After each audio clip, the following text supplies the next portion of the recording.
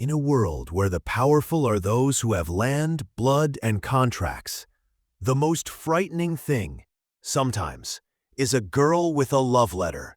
She stood there, sunlight playing on her blonde hair, her hands shaking just a little. I have something for Lloyd Frontera. Lloyd blinked. Did he just hear that right? Christine, the Count's daughter, extended a letter, rosy cheeks shining like dawn. I saw you yesterday in the courtyard, she told him, demurely shutting her eyes. I couldn't forget. Lloyd froze. She was speaking to him? She had noticed him? But the tension broke. Javier moved forward, unruffled as always, and quietly removed the letter. I'll keep this in my possession, he told her with a gentle smile. Christine curtsied, still flushed, and hastened away with her maids. Lloyd just stared. Of course that it was Javier she liked. Who wouldn't? He scowled. In some distorted way, he'd hoped it, and that made it all the worse. But Lloyd growled, voice cutting. You're just going to dismiss what just occurred? Javier's eyes blinked. What do you mean? She wrote you a love letter, and you just accepted it like it's common thing. What's the problem? You. Lloyd stopped. You've never received one before, have you? Silence. Then Javier blinked once more, then slapped a hand to his mouth in false astonishment. You mean you haven't either? Lloyd nibbled his lip. Ouch. I highly approve of you, Javier said, sincerely. Lloyd's jaw clenched. Why did that want to make him weep? He marched away and hid in work. Formulas, ratios. Trial number 129. Still a failure. The drawing is wrong again. Something's off. He glanced over his shoulder. His mystical creatures were watching. Belle slithered closer. Pong jumped on his shoulder and nuzzled his cheek. The others followed, surrounding him. I don't have time for this. I'm busy. But they didn't stop. Suddenly, a memory surfaced, one he didn't ask for. A puppy, motionless on a cold floor. A goodbye that shattered him. She had been the last one who truly loved him. His eyes welled up. You guys, you're all I have left now, aren't you? He got down and hugged them. You're more important than this formula. They followed him under the moonlight, their little feet crunching in the snow. Lloyd grumbled to himself. I'm a horrid person, just barking orders like your machines. He halted and stared at them. There's nobody stupider than me. Belle rubbed against his hand. Pong squeaked. And then, a message appeared before him, only visible to him. Mystical creatures now view you as family. Affection level, family ties. Lloyd's eyes widened. What? That's a thing? Belle's face suddenly lit up. A skill enhancement menu appeared before him. Enhancement successful. New skills unlocked. Soil absorption, soil processing, metal release. Volcanic eruption, level 1. He glared at her. You can erupt volcanoes now? Mountains adjacent to Creo shook the next day. Smoke billowed. A snake stood upright, glowing, quivering. Volcanic ash erupting from her tail. Lloyd grinned. It's really volcanic ash. Javier, bless me. Javier gaped. Obviously flabbergasted. You could have warned me. Sorry, forgot. With Belle's new ability, the impossible was possible. Forget Roman cement. Lloyd had something better. Portland cement. New, trustworthy, quick. They attached a filtered diaphragm system to Belle. Lloyd wrote measurements and equations, computing volumes with frenzied intensity. In construction, speed is life. They started. First, they constructed a casing in which to pour cement. Next, they drove friction struts into the seabed. Then came the steel frames. And finally, they poured it. A new artificial foundation was born, 50 centimeters above sea level. Lloyd turned to the Count. Once the statue stands on this, it'll rise above the ocean. The Count folded his arms. I still don't know how this is possible, but if it works, I'll be generous. Night fell. Ships converged on the statue. The pedestal glimmered with gemstones and gold plating. The nobles dined on their ships. Music resonated, laughter rang out, and food spilled on golden platters. Lloyd adjusted his collar, clearly annoyed.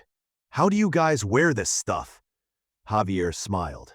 "You've worn worse." "That was a long time ago." The Count stood up and raised his glass. "A toast to the genius who made this happen." The nobles looked at Javier and applauded. Everyone swarmed the blonde knight, congratulating him by shaking his hand. Lloyd hung back. He knew this would happen. And still, it hurt. Praise isn't important. Money is, he reminded himself. He was saying it over and over, trying to make it stick. The Count spotted him and grinned. "You were the one who erected the statue?" The other nobles gasped in shock. "What? I thought he was a servant." Before Lloyd could speak, however, the sea reacted first. The water shifted. Far down, something old moved. It noticed the mermaid statue. It remembered, and it resented. The sea titans started to emerge. On the vessels, the party raged on, clueless, exposed. Javier sat with a drink, gaze in the water. Lloyd approached behind him. "What's with the statue stance?" Javier didn't respond. "There's something out there," he said after a while. Lloyd squinted. "What kind of something?" Javier leaned forward. "Fast. Gigantic." "How gigantic?" "Double the size of this ship." A long silence. Lloyd swallowed. "Larger than a hippo?" Javier nodded firmly. And well below them, a shadow materialized, heading directly for them. Lloyd elbowed through the onlookers, his heart thudding, grinning painfully as he reached the Count. The old nobleman smiled. "Having a good time, Frontera?"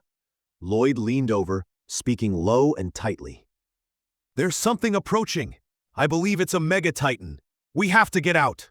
Subtle vibration beneath ambient sounds. The Count blinked and nodded toward a knight standing next to him, Genevieve. "Did you notice anything unusual in the water?" Genevieve looked out over the side. Peaceful waves, no disturbance. "Nothing, my lord." The Count smiled. "Genevieve has exceptional instincts. He even suffers from sword master syndrome." "He'd know." Lloyd grit his teeth. "Javier's senses are sharper, and I'm the main character, damn it." "Don't worry, no mega-titans ever swum this far north," the Count added. Lloyd didn't answer. He simply pointed toward the statue. Low bass hum begins to build. The Count followed his gaze. His confidence cracked. Javier approached, already sensing the tension. Genevieve crossed his arms. "I don't know why you're so nervous, but I feel no danger." The Count exclaimed out of nowhere, "Raise anchor! Move this ship away from T!" Chaotic footfalls, clinking chains, bellowed sailor commands. Javier scowled. "It's too late!" Lloyd yelled, "Cut the anchor!" The knight smiled and plunged into the water. Splash, metallic underwater resonance, purled Padong the hamster. Mid-flight, he munched on a seed and inflated, gigantic. With a snarl, he wrapped himself around the statue's pedestal. Javier reached the first anchor, blade glowing. He severed the chain like thread. Padong chomped through the heavy moorings, and the ship lurched. Then, boom, water erupts upward. The Titan breached. Giga rose as a mountain from the depths, water shearing off its armored body. Screams burst out. Crashing wood, ship creaking. Lloyd was launched into the sky. Padong squealed in terror. The Titan came crashing down, upon the statue. Crumbling stone, city bell alarm blaring. Javier deflected Lloyd midair with explosive speed. The statue hurtled through the air and crashed into the edge of the city. Debris fell on buildings. There were screams, panic. Lloyd clenched his teeth. We couldn't save them all. He called out to Hippo. Use one strike. Now. Soul's wind. But the monster was already trampling its way through the streets. Javier, having gotten drenched and enraged, spun around. We have to stop it. Lloyd was floating away on debris, eyes wide. Titans on the other side, shouted Javier. Jump, you madman, you'll be killed. The Count was shouting orders. Rescue as many as you can. Assist the wounded. Get them aboard. Hippo lowered survivors onto the deck, one at a time. Javier had started to walk away. "Wait!" Lloyd shouted. "We did not come here to slay beasts. We came to make money. This city has cannons and soldiers. They can take care of themselves." Javier hesitated. His eyes grew dark. He saw in Lloyd someone smart, yes, but someone who always fled from genuine heroism. "I can't do that," he said, and drew his sword. System notification. Javier's proximity to you has fallen by -5. Empathy +1. RP unchanged. Then he charged forward, riding his sword like a surfboard, riding on burst power. The army of the city fired cannon after cannon, but the Titan didn't even blink. Explosions, cannonball ricochet, bestial roar. The Titan let out a furious scream and fired a beam of energy, destroying a tower. Javier rushed into its path. He slashed. The blade made contact, but it wasn't enough. He was hurled into a wall. He staggered, breathing hard, gripping his sword. "This is it. I'll hold him off until they're safe." Back at sea, Lloyd clutched the edge of a broken raft. "I'm not the only hero. I don't have any points remaining. They all went towards building." He gazed over his shoulder. "I'm human as well, and it pains to see people suffer." There was a moment of silence. "Screw it. Bell, we're headed back." He rode the snake as volcanic power roared about them. "I'll make that uber crab regret this." Javier dodged strike upon strike, but to no avail. The limbs, the joints, all impenetrable. With Lloyd, an inspiration struck. "Time to dissect you, big fella." He tapped his measurement skill. Information spilled into his mind. The Titan's carapace was ivory, layered, triple-celled, molecularly dense, like a bulletproof shell. And then a power surge. The horn glowed. "It's charging in the horn. Needs to be extracted." He signaled, tapping wildly. Javier yelled, "What? You want me to amputate the horn? Are you crazy?" Lloyd tried more hand gestures. Javier swore. "Fine." The Titan's claw lashed toward him. With acrobatic grace, he flipped away and landed near the horn. "This is it. Although I'm weak, I'm fast." He summoned all his mana and began sawing with his sword. Mana pulsing, whirring energy blades. Lloyd's eyes lit up. "It's working. He's making an actual mana saw." Javier screamed through gritted teeth. Pedong leapt between the Titan and his knight, blocking the next claw. "Now, Javier!" With a final push, the horn snapped free. Water and energy shot out from it, and the horn slammed into the ground. Lloyd stood up straight. "Go for the core." From the tail to the head, diagonally. Javier sprinted underneath the Titan. At the mark, he stopped, readied his strike. "I can do this." He charged, then time stood still. The Titan started to fall. Right at him.